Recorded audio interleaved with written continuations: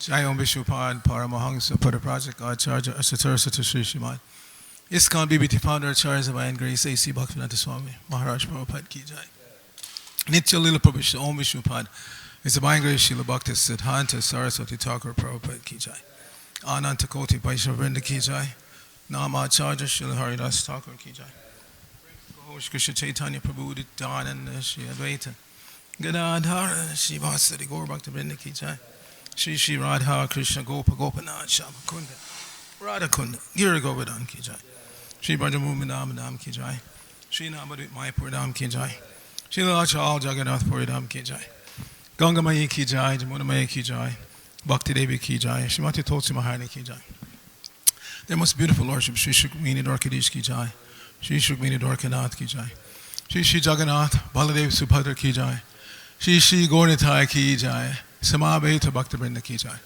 Going back to home, back to Godhead Ki Jai ISKCON Los Angeles Yatra Ki Jai Brihad Madanga Transcendental Book Distribution Ki Jai International Food for Life Transcendental Prasadam Distribution Ki Jai Shri Harinam Sankirtan Ki Jai Nitai Gaur Premanandi Hari Hari Mo All glories to the Sam devotees All glories to the Sam devotees All glories to the Sam devotees All glories to Shri Shri Guru and Gauranga Guru Srila Prabhupada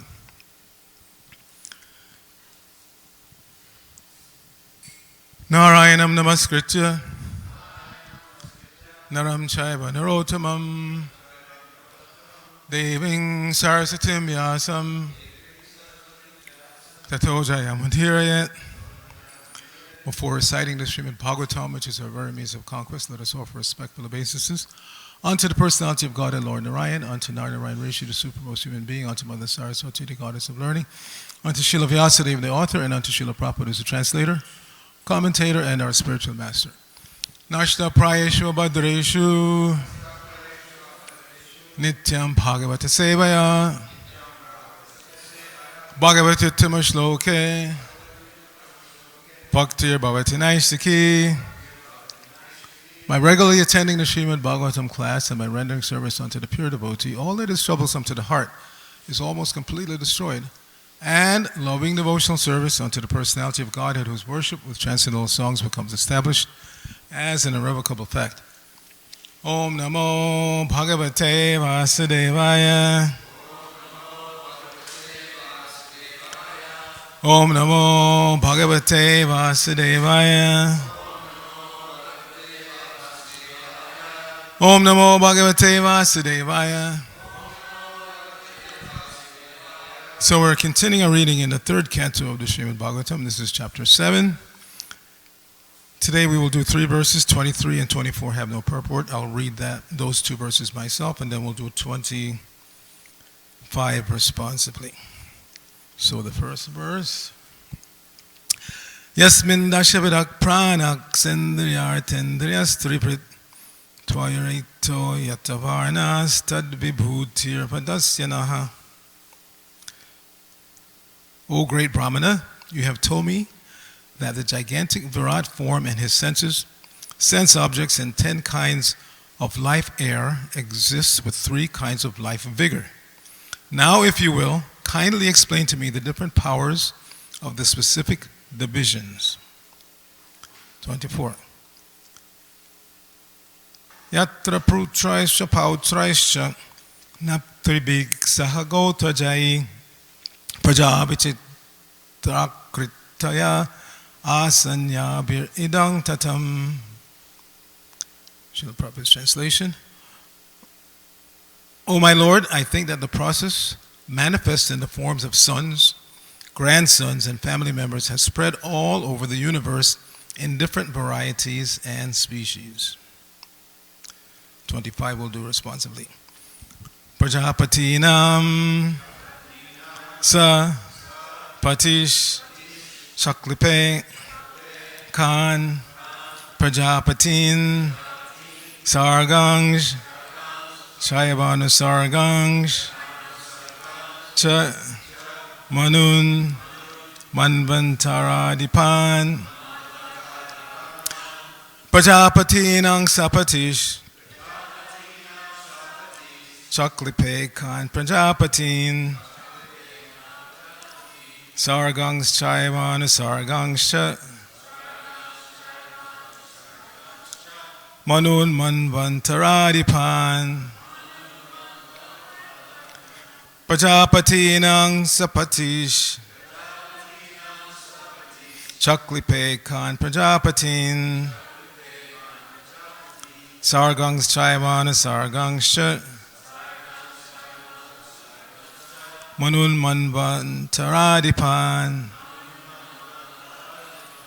Prajapatinang Sapatish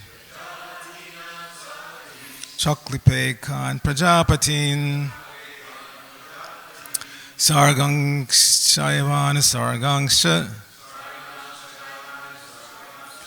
Manun Manvantaradipan. Please chant. Prajapatinam Sapatish Chaklipekan Prajapatin Sargangs Chaivana Sargangscha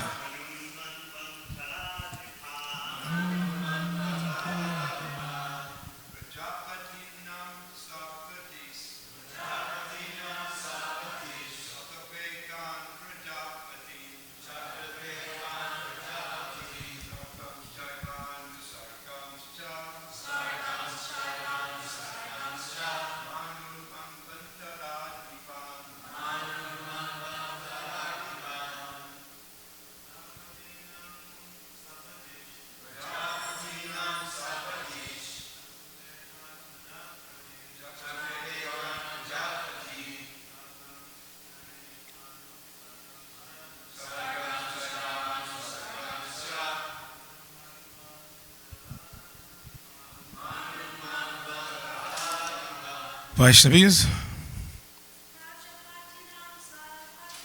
Prajapatinang Sapatish Chaklipekan Prajapatin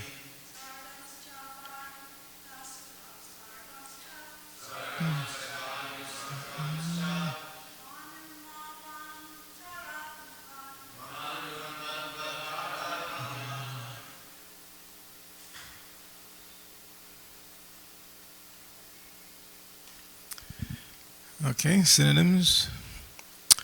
Prajapatinam, of the demigods like Brahma and others. Saha, he.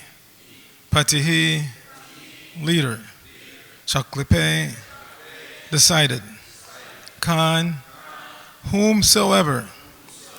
Prajapatin, fathers of the living entities. Sargan, generations. Cha, also. Eva, certainly. Anusargan, later generations. Cha, and. Manun, the Manus. Manvantara Adipan, and the changes of such. Srila Prabhupada's translation for this verse. O learned Brahmana, please describe how the leader of all the demigods, namely Prajapati Brahma, decided to establish the various Manus, the heads of the ages. Please describe the Manus also, and please describe the descendants of those Manus. Srila Prabhupada's purport. The human race, or Manushasar, descends from the Manus, sons and grandsons of the Prajapati Brahma. The descendants of Manu reside in all the different planets and rule all the universe.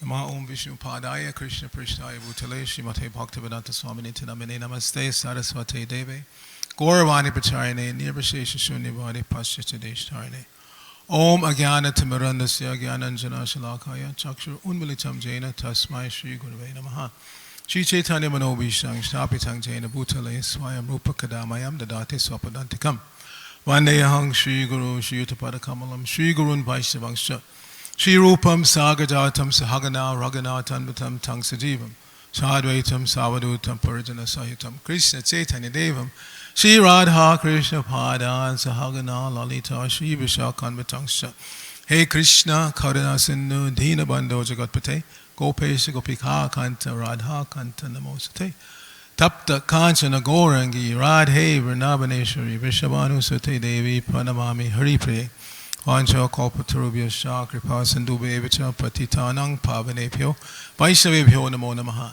Jai Shri Krishna Chaitanya Prabhu Nityananda Shri Advaita Gadadhara Shivasati Gaur Bhaktivinoda. Hare Krishna, Krishna Krishna, Hare Hare. Hare Rama, Rama Rama, Hare Hare. So, those of you who attend Mongol Arti get to hear Subhas reading every morning. He's in the Madhya Leela of the Chaitanya Charitamrita, chapter 9, which is dealing with Lord Chaitanya's travels in the south.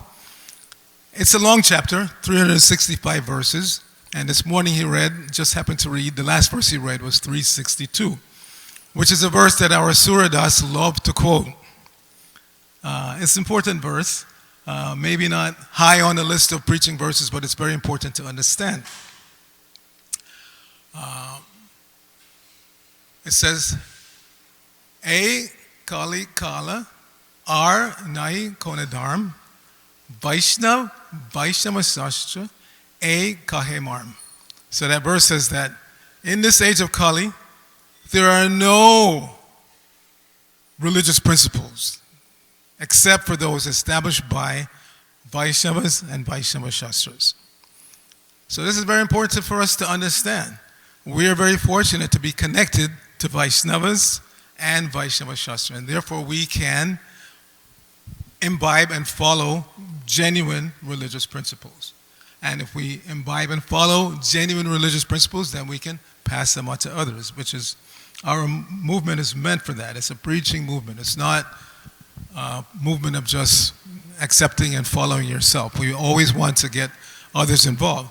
I myself got involved because Devamrita Swami, at the time Devamrita Das Brahmachari, on Papa's orders, was out on the street distributing books. I met him in New York, and I got just Krishna the Reservoir of Pleasure. But that one little pamphlet convinced me to start going to the temple in New York.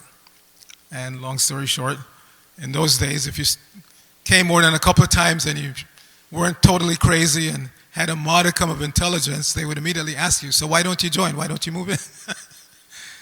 So after a short time, I did just that. But Prabhupada, in his purport to that verse, Madhya Leela chapter 9, text 362, he says that one must have firm faith in the process of devotional service and the Shastras that support it. So this again is our movement in a nutshell. Because the verse itself, actually I left off the last part of the verse. The last part of that verse states that there is nothing more important than this. In other words, nothing more important than hearing from Vaishnavas and Vaishnava Shastras. So Prabhupada says, you must have firm faith in the process of devotional service and the scriptures that support it. So this can be a challenge because there are statements in the scriptures, like we're hearing now. What we're hearing from this section, and will be repeated later on in this canto and elsewhere, is that we didn't descend from monkeys. We didn't evolve from monkeys. Actually, they say the other way, not descend, that you evolve. There are simple life forms that become more complex, and then somewhere along the line you get monkeys, and after that human beings evolve. No, that's not the Vaishnava Shastra presentation. So we have to kick that out. We've all been brainwashed with this nonsense, Darwinian evolution. And in order to really grasp what's being spoken about in the Vaishnava Shastras, we have to voluntarily and determinedly kick out this silly Darwinian evolution. They support their theories by constantly presenting new theories based on their latest excavation of stones and bones, right? They go to places like Egypt, they dig up some pharaoh's burial place, and based on that, they make some conjecture about what life was like 5,000 years ago or whatever. Their entire so-called scientific presentation is based on this linchpin of Darwinian evolution, that simple life forms become more complex, and eventually now you have human beings who are the pinnacle of evolution. But our scriptures, the Vaishnava scriptures, say just the opposite. First, as Maitreya is explaining to Vidura, first there's the Supreme Lord, all his glories, then there is expansions, the Purusha avatars, then you get from Lord Brahma, the first created being in the universe, you get his mental sons, and you get the Manus, beginning with Swayambhuva Manu. From Swayambhuva Manu, he had 3 daughters, 2 sons, and like that. And gradually the universe is populated. And there's a nice purport later on. One of those daughters, he had Akuti, Prasuti, and Devahuti. So Devahuti, got married to Kardama Muni. And when Swayambhuva came to that marriage ceremony, there's a nice verse there where Prabhupada makes a very nice presentation of tying Manu to mankind. So I'd like to read that. And then we'll have some further discussion. So this is later on in the 3rd canto. The verse is 322:31. Kusha kashamayang parhir astirya bhagavan manuhu ayajad yagya purusham labdha stanam yato bhava. So, Prabhupada's translation. Manu spread a seed of Kushas and Kashas and worshipped the Lord, the personality of Godhead, by whose grace he had obtained the rule of the terrestrial globe. Prabhupada's purport. Manu is the father of mankind, and therefore from Manu comes the word man, or in Sanskrit, Manusha. Those who are in a better position in the world, having sufficient wealth, should especially take lessons from Manu, who acknowledge his kingdom and opulence to be gifts from the Supreme Personality of Godhead, and thus always engage in devotional service. Similarly, the descendants of Manu, or human beings, especially those who are situated in a well-to-do condition, must consider that whatever riches they have are gifts from the Supreme Personality of Godhead. Those riches should be utilized for the service of the Lord in sacrifices performed to please Him. That is the way of utilizing wealth and opulence. No one can achieve wealth, opulence, good birth, a beautiful body, or nice education without the mercy of the Supreme Lord. Therefore, those who are in possession of such valuable facilities must acknowledge their gratefulness to the Lord by worshiping Him and offering what they have received from Him. When such acknowledgement is given, either by a family, nation, or society, their abode becomes almost like Vaikuntha, and it becomes free from the operation of the threefold miseries of this material world. In the modern age, the mission of Krishna consciousness is for everyone to acknowledge the supremacy of Lord Krishna. Whatever one has in his possession must be considered a gift by the grace of the Lord. Therefore, everyone should engage in devotional service through Krishna consciousness. If one wants to be happy and peaceful in his position, either as a householder or a citizen or member of human society, one must promote devotional service for the pleasure of the Lord. Very, very clear. Easy to understand if we're not unintelligent. That whatever we have, and not everybody has the same amount. We see in Chaitanya Leela, on the one extreme, there's Bhattaparudra Maharaj, who was the king of Orissa. He had so much wealth and so many, you could say, servants at his disposal. Extremely wealthy. But he was ready to give it all up to be a follower of Lord Chaitanya. He was ready to practically commit suicide if he couldn't see the Lord. He was entreating through Savrabhauma and others, please get me an audience with the Lord. Eventually, it happened at the Rath Yatra. Then on the other hand, you have, other extreme, you have Kolabet Sridhar, who was so poor, he was living in a thatched cottage with holes in the roof, and at night, he was chanting ecstatically, but the neighbors thought he was crying because rain was coming through his roof.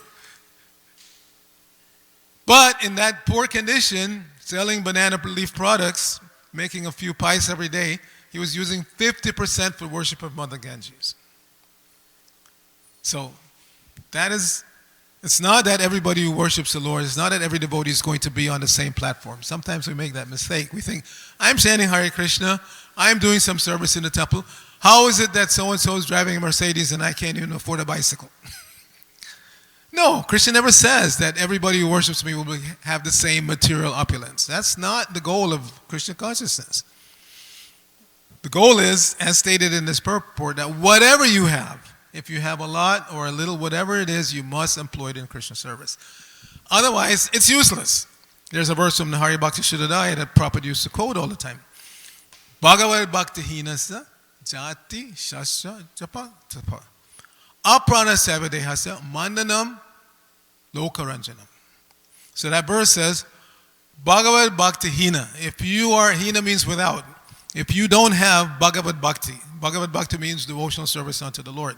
So if you don't have that, then whatever you have is useless. Bhagavad Bhakti Hina. And what is specifically mentioned there? Jati, your high birth, your birth in high family or high nation. Or today, in spite of all evidence to the contrary, some people still think that if I'm born Russian or American or New Zealander or whatever, I'm better than everybody else. For what reason, we don't know. Because they have the same body that everybody else has. A bag of skin full of bones and blood, and every day you have to do three things. Ingest, meaning you have to eat, digest, and then excrete. This is true for everybody, and not just human forms, but all material forms. So what is it that makes one family or nation or race better than anybody else? They're in the same boat. Subjected to birth, death, old age, and disease. Same type of body. May look externally a little different. But Maya convinces us that we are better than others. And it's not that if there was only one race on the planet that mentality would go away. No. You have many societies still. Take like North Korea, where practically everybody looks alike. There are no other races there, practically. It's just that one North Korean race. But still, they make distinctions. One is Kim Jong-un. He's the top guy. He can get rid of anybody whenever he wants, and literally he does that. There are so many stories. We won't get into it. Because he feels he's better than everybody else. You see? He's Korean, looks just like everybody else, but he thinks he's better than everybody else. So this is the mentality that we have to give up. So this jati is very intoxicating. People think, again, because I'm white or because I'm black or because I took birth in this family, I'm better than everybody else or this nation or whatever. So jati, shastra, your study of so many scriptures, be it the Vedas or the Quran or Bible or whatever. Japa, your chanting of so many mantras. Tapa, your austerities that you perform. We know some people perform severe austerities. Some people fast for 3 weeks for some political purpose. I will not eat until so and such thing changes or whatever. That's condemned. So this verse says, Bhagavad Bhakti Hinasya.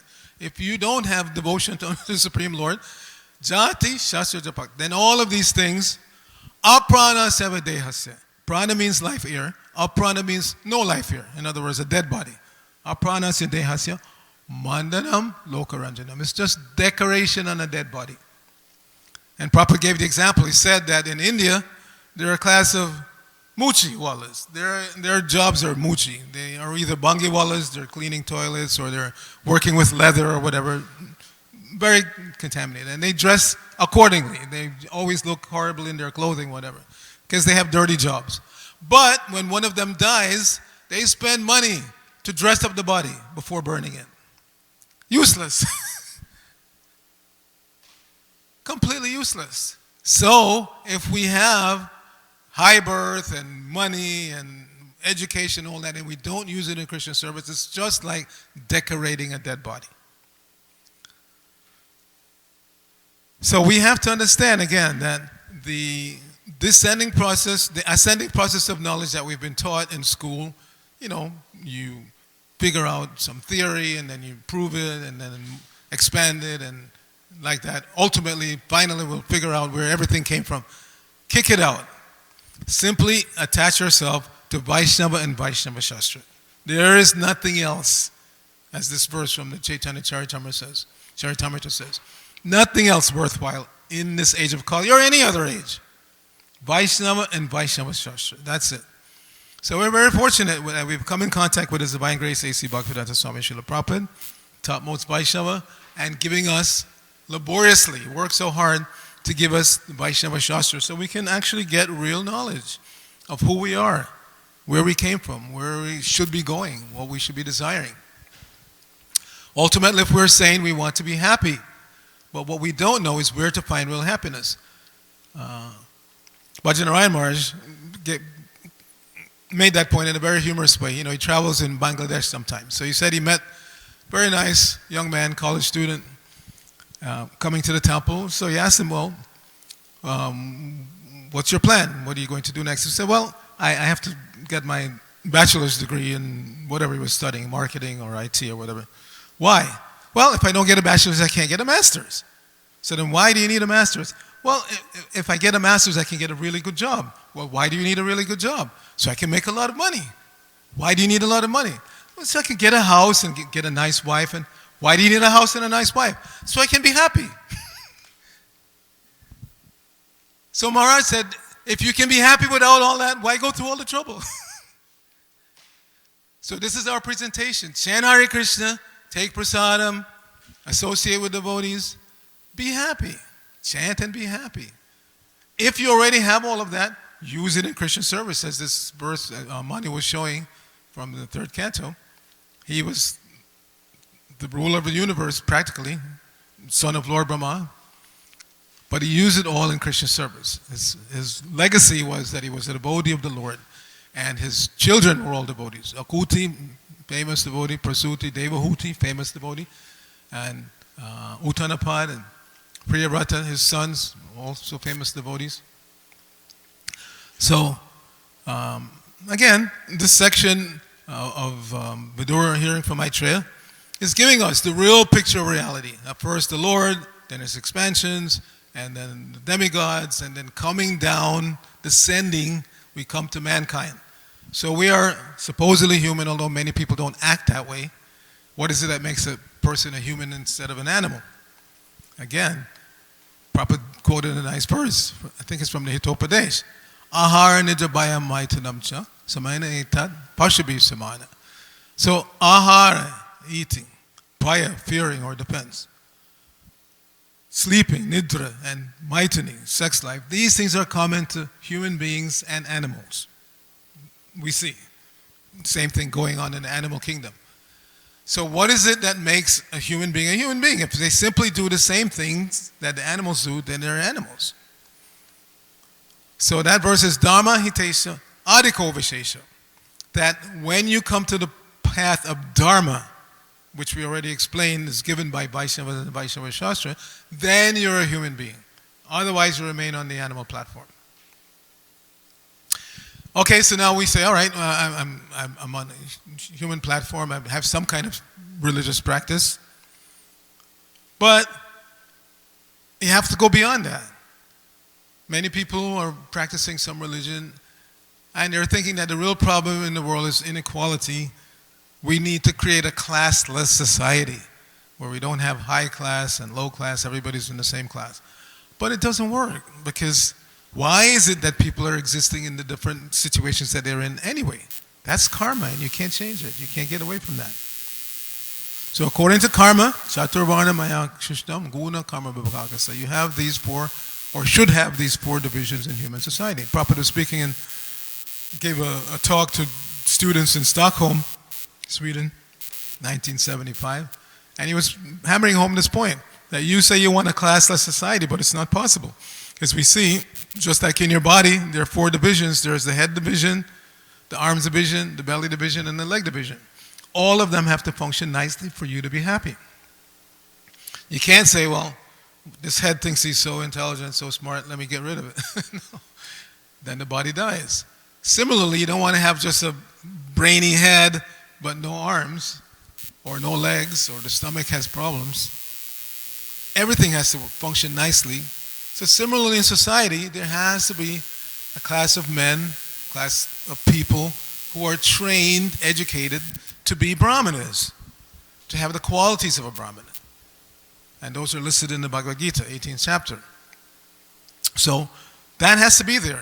The head has to be there, just like the head of the body has to be there. The head of society has to be there to give direction, to give instruction to others, what to do, what not to do, how to live properly. But then you need the arms also for practical work. And generally speaking, the arms are the ones that we use for defense. So the arms administrators, their first duty is to defend other members of society, beginning with the brahmanas. Brahmanas, cows, children, women, these are the classes that are most eligible for protection. And as Maharaj said in his class yesterday, actually the cows come first. Krishna likes the cows even more than the Brahmanas. So the administrators, the arms division, they have to be there. The belly division, you have to eat. A society without food, just like now we're finding, because of this war in Ukraine, Maharaj and I were speaking the other night, we had a meeting, how we both used to go to this Ukraine festival, Sadhu Sangha, and because of this war we can't go. So Ukraine, the United States and Russia produce about the same amount of wheat every year, and Ukraine is the third. So those three countries practically produce wheat for the whole world. So when you have a war going on, it disrupts that distribution of wheat. A lot of people are already starving, and this winter is going to be hellish for a lot of people around the world because they can't get. But why is it? Why? Because they didn't pay attention to Krishna's instruction in Bhagavad Gita. The first thing you need to do is anad bhavati bhutani. Make sure you have enough to eat where you live. Not that you have to depend on some ship to come from, thousands of miles away. See, they don't do that. They don't listen to Krishna, and therefore they suffer. Because of being in the modes of ignorance and passion, they can't even see clearly that we have to eat. So to eat, the first thing we need to produce is our own food. Not be dependent on Russia or America or Ukraine, but because we have this global economy right now, everybody's dependent on everybody else. The one disruption somewhere affects everybody around the world, and everybody becomes miserable. So again, we're very, very fortunate to be in touch with Vaishnava Shastras, which give us clear instructions. Anad bhavati bhutani. First of all, produce your own food, and don't be dependent on others for your edibles. Whatever you have, whatever Krishna has given you in terms of wealth, intelligence, beauty. Yes, even beauty can be used in Krishna service. We know Maharaj was around. Remember that a lot of Prabhupada's books got distributed in the 70s because a lot of good-looking Matajis went out, and guys would approach them, not because they wanted the book, but because they thought they were good-looking. And so they use their looks in Christian service. Then, yes, please come, take a book. So everything we have, on the gross bodily platform, the subtle bodily platform, and ultimately our spiritual desires should be dovetailed in Krishna's service. So I'll stop here. We have a couple of minutes if there are any questions or comments. Or Maharaj, would you like to add anything? Jai, Grantaraj Srimad Bhagavatam ki jai, Srila Prabhupada ki jai, Gaur Bhaktivinoda ki jai.